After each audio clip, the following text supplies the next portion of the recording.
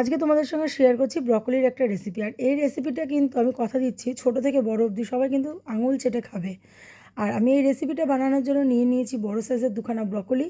ব্রকলিটাকে কেটে মানে ছোটো ছোটো পিস করে কেটে তাকে নুন জলে ভালো মতন সিদ্ধ করে নিয়েছি। সিদ্ধ করে ঠান্ডা জলে আমি তাকে ছাঁকতেও দিয়ে দিয়েছি। ছেঁকে নিয়ে কড়াইতে একদম সামান্য সাদা তেল দিয়ে তার মধ্যে বেশ খানিকটা পরিমাণে বাটার দিয়ে দিয়েছি। এখানে কিন্তু আমি ডিলাইট বাটারটা ইউজ করি, এতে কিন্তু কম ফ্যাট। তোমরা চাইলে আমুল বাটারটাও ইউজ করতে পারো। তা বাটারটা যেই মেল্ট হয়ে গেছে তখন আমি কিন্তু সামান্য কিছু পেঁয়াজ কুচি দিয়ে দিয়েছি। আর পেঁয়াজটা কিন্তু একদম লাল লাল করবে না, আমি সামান্য নাড়াচাড়া করে এতে রসুন কুচি দিয়ে দিয়েছি। বেশ অনেকটা পরিমাণে রসুন কুচি ছিল। আর রসুন কুচিটা দিয়ে আমি সামান্য একটু আবার সতে করে এতে দিয়ে দিয়েছি নুন আর গোলমরিচের গুঁড়ো, আর তার সঙ্গে ছিল চিলি ফ্লেক্স। তোমরা চাইলে কিন্তু অরিগানো ফ্লেক্সটাও দিতে পারো, আমার কাছে ছিল না তাই আমি দেইনি। ভালো মতো নাড়াচাড়া করে মানে ভালো মতন মিশিয়ে আমি কিন্তু ব্রকলিটা দিয়ে দিয়েছি। আর ব্রকলিটাকে ভালো মতন সতে করেছি। আর আমি কিন্তু এখানে কোনো জলের ব্যবহার মানে জল এক্সট্রা করে দিইনি।